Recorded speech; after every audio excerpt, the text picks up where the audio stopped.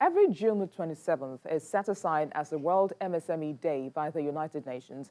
This is a day dedicated to all MSMEs globally. This year's event falls on a Saturday, which is tomorrow. However, here in Nigeria, the event will be celebrated on June the 30th.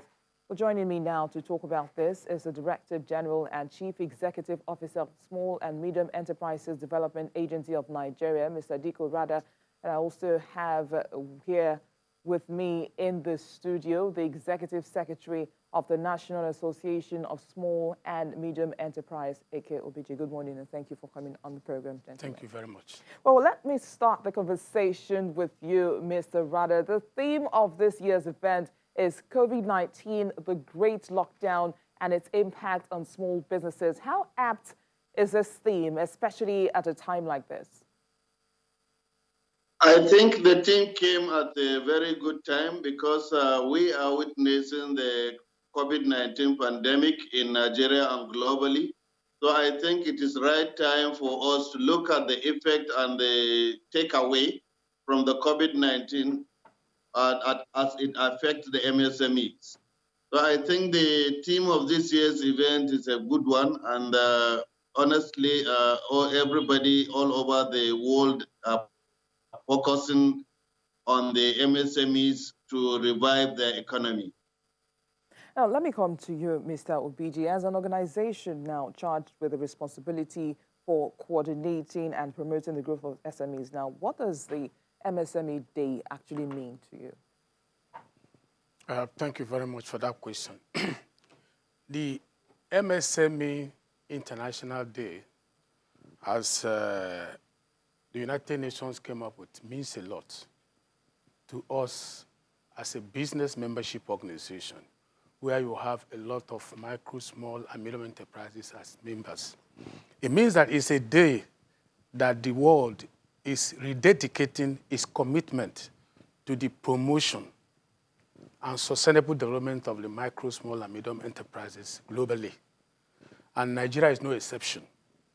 So this one coming up tomorrow, in Nigeria here, the federal government, in collaboration with stakeholders like NASME, UNIDO, and so on and so forth, have set out 30th of this month as a day to commemorate this day.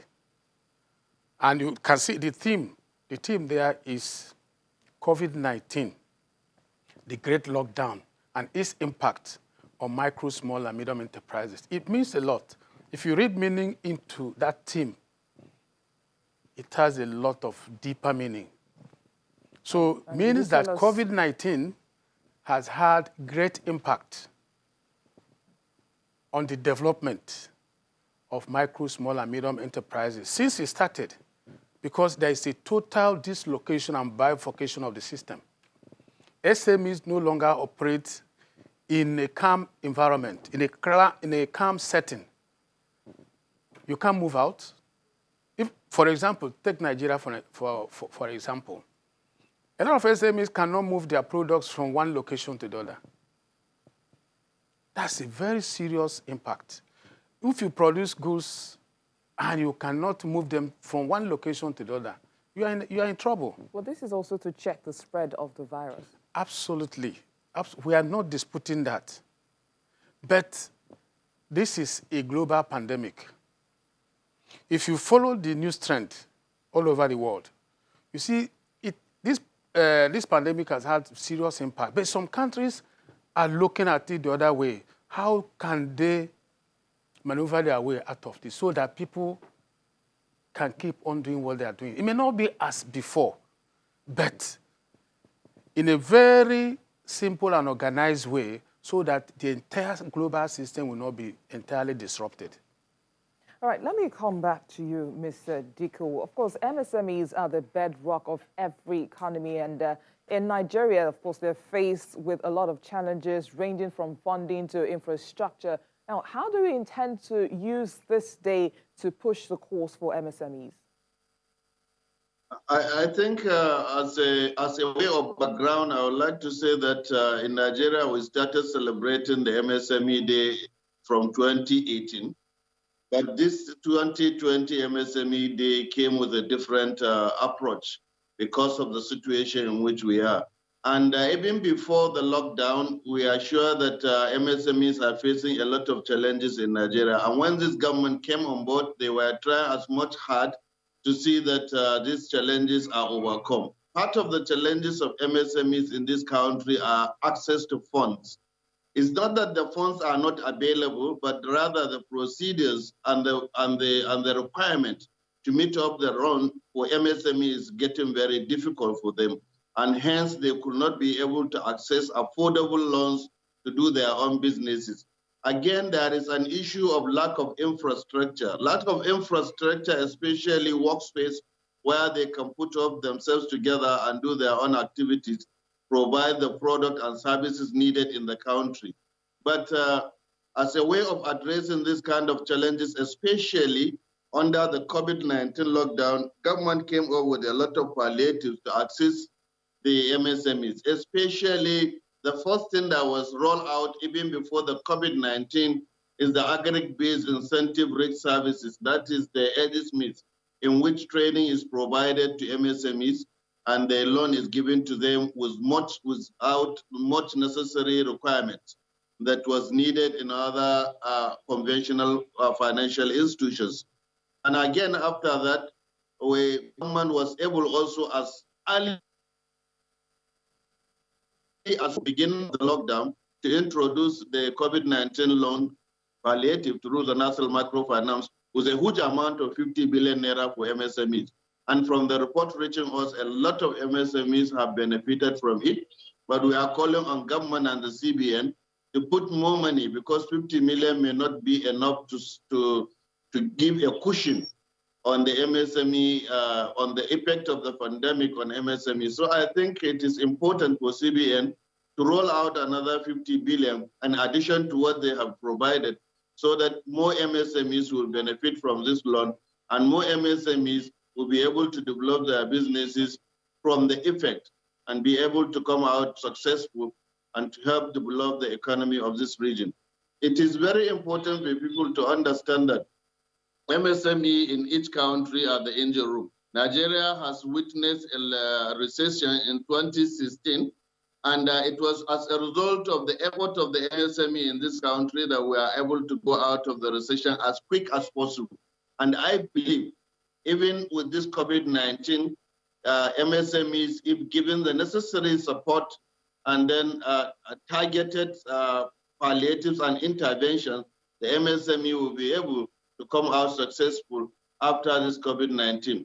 And you should understand that even with the COVID-19, some new enterprises emerge, and Nigerians are taking advantage of that. And we have seen new entrepreneurs, new businesses emerging, and people are cashing on that, and a lot of things are happening.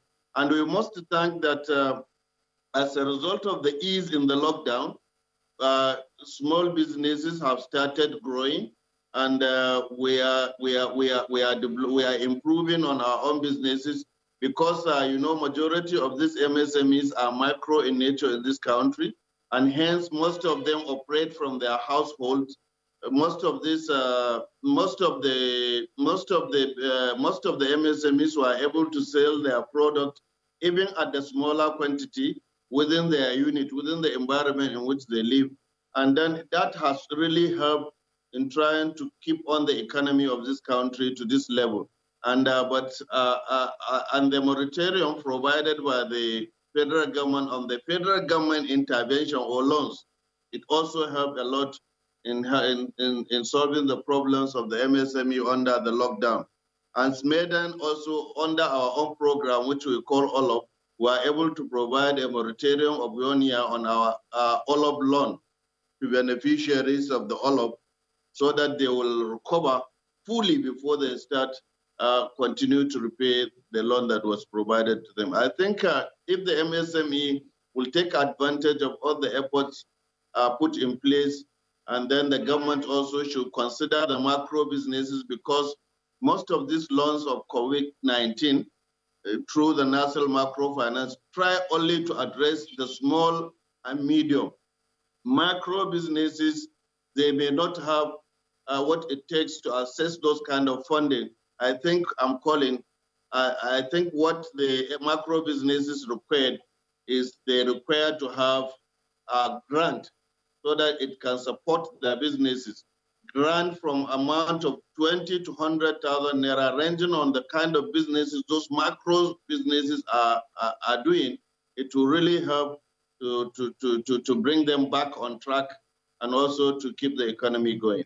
All right, Mr. Rada. Now, of course, Mr. Obiji, let me come back to you now. You've heard what he said. Of course, it's not all gloom and doom, this period. But of course, let's go back to this year's theme. Of course, it has its major focus on the impact of the lockdown on MSMEs. Of course, you've talked about some of the challenges. But if we're to quantify the losses that we've seen so far during this lockdown, what would you say? To quantify that is quite huge. From what perspective are you looking at? Is it from the perspective of employment? With regards to employment, a lot of people have lost their jobs. What's the cause? A lot of companies close shop because they cannot meet up with the current challenges. And what they did is to just lay off their staff. Where are those people going to? You know the employment situation in the country. It's quite huge. You understand? Now, because of the issue of lockdown, those of them who do business with other people in other parts of the world cannot even move out and do anything. So they are stagnated.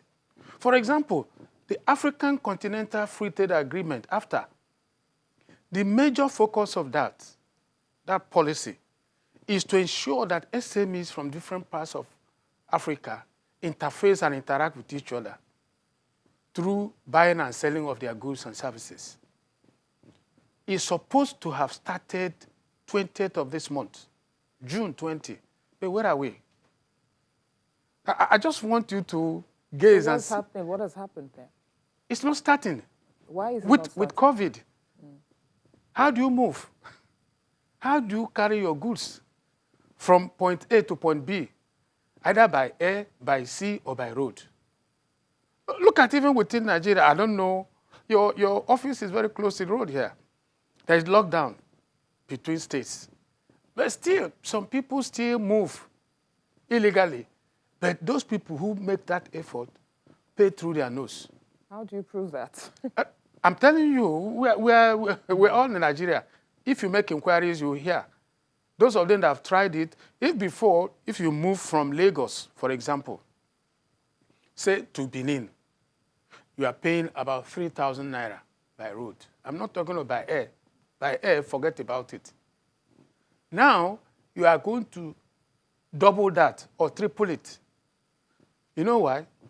The people who ply the road or carry their goods to ply the road say the excess money the transport companies charge is to settle people on the road. So how many SMEs can afford that? When you check your pocket, you know you cannot afford it, you just sit down. And your goods, if your goods are perishable, that's the end of the whole thing. Do you get the point? But if you're getting these reports that people have to settle on the roads, which shouldn't be in any way, has there been any formal complaints to actually check this? Because these goods have to move anyway. Absolutely. Let me tell you, we did raise this with the authorities. You know, the ministry we work with very well in Nigeria here is the Federal Ministry of Industry, Trade and Investment, which SMEDAN, where my good friend Dr. Diko is the DG. We raised with the organized private sector in Nigeria, which NASME is a member of, made up of MAN, NASIMA, NECA, NASI. We took this up with the authorities. The authorities now came up with a policy. Said, look, there are some goods or services that should be regarded as essential services. And they listed some of them and requested that if your members belong to such, address a letter to the ministry so that you'll be exempted. And your members doing that will be able to carry this letter. But some cases, even if you carry the letter, the police people who meet you on the road, they will disregard it. Because the ministry official who signed that letter and gave you is not there with you. Do you understand what I'm telling you is the reality based on the question you asked? That's the truth. So what do? If an SME carrying your goods and you are stopped on the road, you bring out a letter and show. And they tell you, my friend, go and sit down. They would either say, okay, park there. What are you going to do? What are you going to do? Do you get what I'm saying? Even if you call an official and tell them, before they will, how many officials in the ministry there have the contacts of these people that are on the roads? How would they locate them? If you call the IG, before the IG will trace and find out where these people are located, it's another difficult job. Now, let me get the reaction of Dr. Dikko to what you've just said. Now, Mr. Dikko, I'm sure that you heard what Mr. Obiji just said about how difficult it is to move, essential goods across from state. What would be your reaction to all of these? What he really said is true because I have witnessed it myself. I have been called so many times, and there were a lot of complaints by the MSMEs on movement of goods from one location to another. The Federal Ministry of Industry, Trade and Investment has formed a committee, and the committee has been operating for 24 hours every day, and to ensure that wherever there is such kind of hitches, a call will be made to the relevant authorities so that we get those people cleared. But what should be behind the minds of a lot of people is some of these goods are perishable goods, which can spoil within a very limited time, despite the fact that was given to those businessmen that move their goods from one location to another. But sometimes the police at the checkpoint or the military at the checkpoint ignore those passes that was given to those MSMEs, and then eventually they had a lot of trouble. Some in the process of doing that, they got their products spoiled, and then some of them got delayed. Some of them have hike in the prices of their transportation because they have to increase the transportation fare because of the unnecessary delays that they witness along the way. I think that has been in place, and that was true. But the Federal Ministry of Industry, Trade and Investment has really made an effort to solve some of these problems. And the problems, some were solved, but some have already suffered due to those issues. But I hope and pray that the relevant authorities will check their officers to ensure that things are done properly so that most of our businessmen and women in Nigeria will not suffer from the misunderstanding of the officers on the road to check the movements. Mr. Dikko, with Mr. Obiji, let me just come back to you quickly because we need to wrap up this conversation now. So where do you see, or what would be the future of MSMEs post-COVID-19? Please give us your answer in less than 1 minute. The future of MSMEs post-COVID-19, not minding the challenges that this pandemic have thrown up. The other side of it is that we need to be dynamic and progressive-minded in addressing the challenges that have come up. If we're able to address them in a very determined way, I can tell you the future is very, very bright for us. Like today, everybody, look at, instead of, we use Zoom to have meetings. That COVID is around does not stop people from meeting to rub minds and come up with ideas on how to solve problems. The other one is that the transport challenge, look, this thing has come to stay, yes, but we should not shy away from it. Yes. What are the precautionary measures we should be taking? Social distancing, cover yourself this way, that way. You can still go ahead to do your business. All right, Mr. Ike Obiji, of course, we have to round up this conversation at this point. We'd like to thank you, gentlemen, the Director General and Chief Executive Officer of Small and Medium Enterprises Development Agency of Nigeria, Mr. Dikko Rada, thanks for joining us, and also Executive Secretary of the National Association of Small and Medium Enterprise, Ike Obiji. Thanks for coming on the program. Thank you very much.